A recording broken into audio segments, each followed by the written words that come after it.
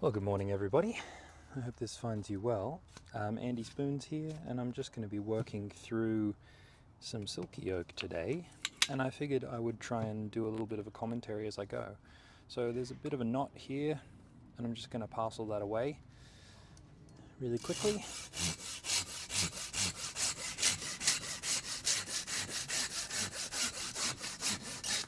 Using the silky big boy.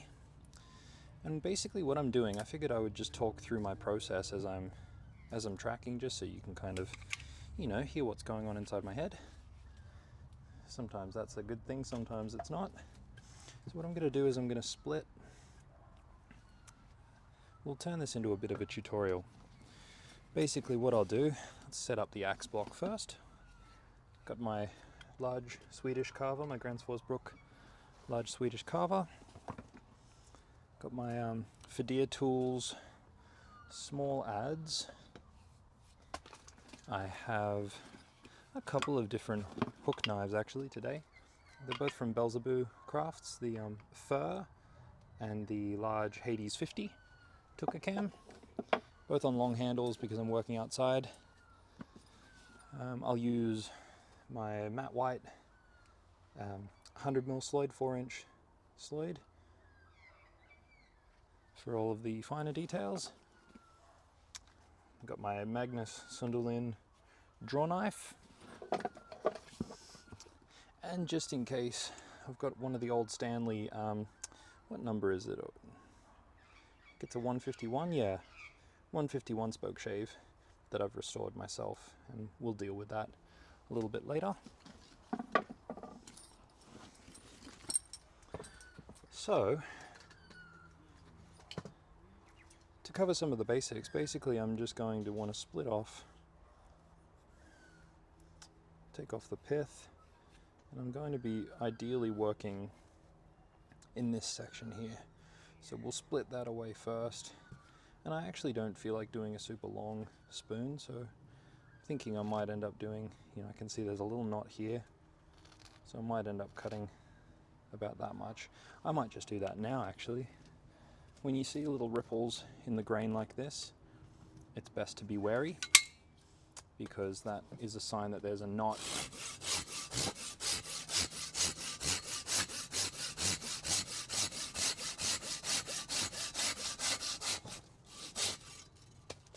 And that's pretty special stuff. I want to make the most of this wood, most of this grain. So usually I would use a froe, but because this isn't a big piece of wood, I'll just use my axe and the light mallet. So just for the sake of watching what's going on, let's split out this and see what happens.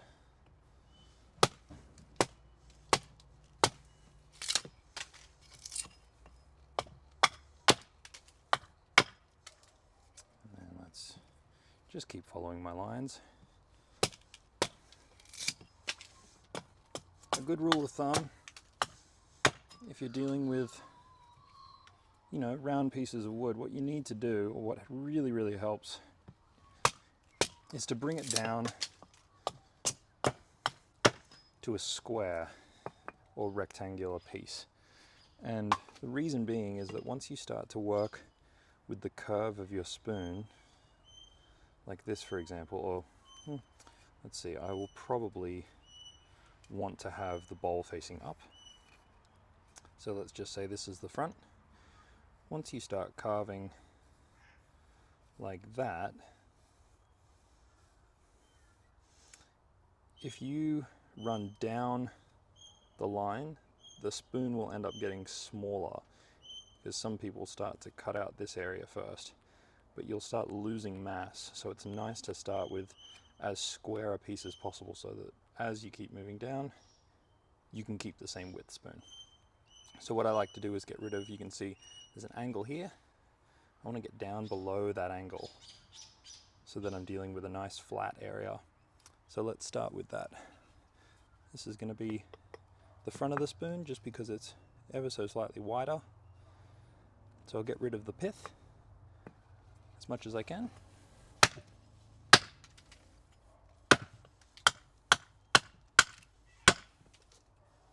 That's going to be the front of the spoon like that, and then we'll work on the handle. It's really important. This is one of those do what I say, not do what I do. Try not to axe further than a third past or up the spoon. I've had a fair few years of practice, so I sometimes axe a little further up. I'm glad I picked this area because you can see there's a little knot up there, but I don't think that's going to be a problem. Okay, so just leveling out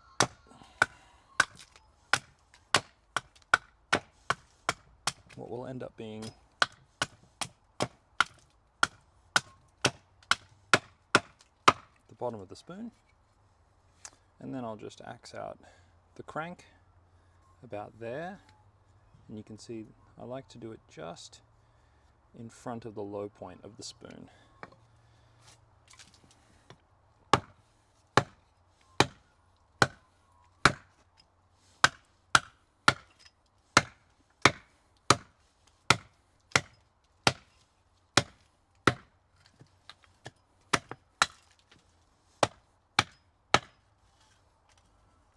So we're getting into pretty good territory. I don't like to axe too deep on the crank if I don't have to. I think cranky spoons look cool, but they don't always feel as comfortable. Okay, so now I'm just going to work my way down. Hope you can see this. Just being gentle once you get to this edge, because you can very easily go straight through, which turns your spoon into a very different shape, slash turns it into a spatula.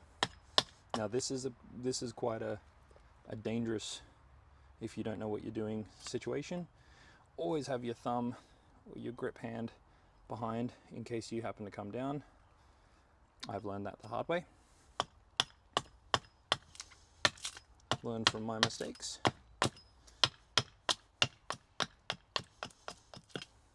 A way to do that is when you get to about halfway, just spin it around and axe out that piece instead. Okay, so I'm getting pretty good here.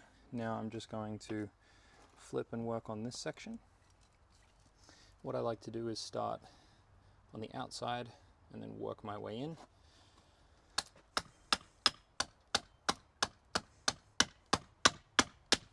And then straight line down. And there you have the start of your crank.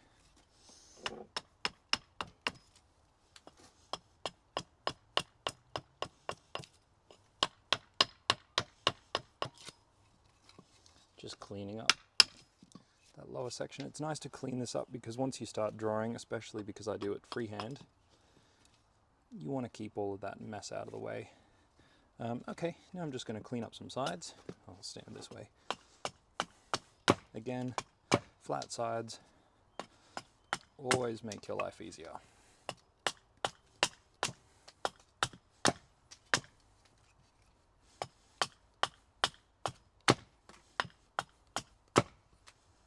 There we go, we're getting there. Okay, I'm feeling pretty good about that. Maybe just line some of these up a little bit. It's not necessary, but it just makes you a little more aware of where the design can be. So we're just going to work on the design here. I always start with my center line. I don't work with a template. I think what I want to do is a fairly wide bowl with a shorter handle, just for something a little different. Something kind of egg-shaped feels like what I want to do today. And the cool thing about freehand is you really do work with whatever the grain is offering you, and allows you a lot of freedom. You're not trying to squeeze, you know, a design into a piece of wood that may not want that design. So right now, because it's quite wide, I'm just going to make a wide eating spoon. Now this is oversized. It'll definitely come down a lot once I've started finishing things in. Now I know I said earlier that I want to make the most of this wood, but also at the same time I want to just kind of go with my gut and create something that makes me happy. And in this instance, it's a slightly smaller spoon, so it means, you know, sacrificing length and whatnot, but that's your own personal choice. And I think I'll make this kind of tight here. I'm kind of fussing a little bit more than I often would, just seeing where it takes me. And I think I might miss that knot just there as well because of the short handle, or it may come up through here. Either way, that's totally fine. So just having a look at my symmetry, that's pretty good. Just rough guidelines. So now what I do is I work back down the handle just a little bit, and as you throw the axe, if you soften your grip, the axe will want to exit the wood. You'll see it kind of sliding away. So you can aim it in and then let it just kind of bow out. And that's a really nice way to create a curve. I hope you can see that. And then this gives me the kind of starting point to axing in this section here. And then what I do is I just work my way forward and then sever the fibers straight down.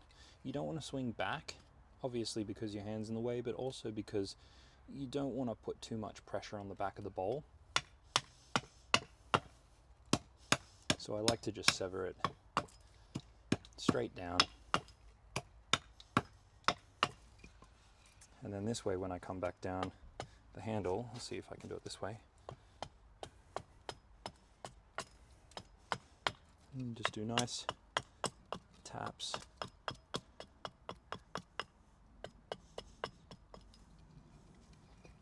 That stay out of the way of the back of the bowl. I'll do a little push cut here.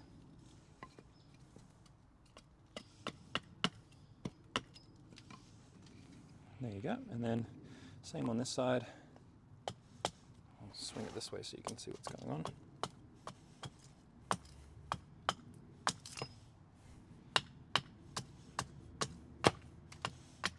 Just peeling away and then working at an angle and then straight down. You can hear the kookaburras back there. A couple of neighbors. That's pretty special. And then once I'm lined up here,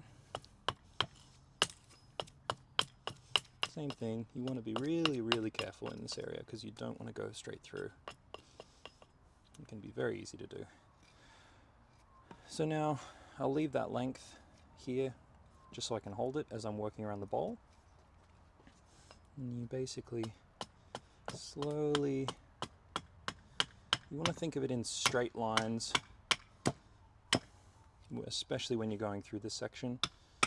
Let the axe move away from the line, because if you keep on trying to dig in, you will invariably overshoot. It's never nice. So let it just glance away. And then when you're in this area, you can do a couple of these guillotine cuts. You need a relatively sharp axe to get to those cuts, but that all comes with time. And do a couple of cuts back here in the same fashion. Just while you've got the larger tool in hand, you may as well.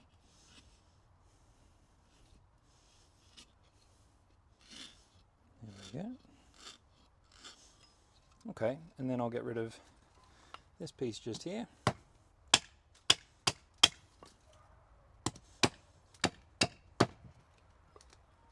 Same thing, guillotine cuts. That's a chunky little guy.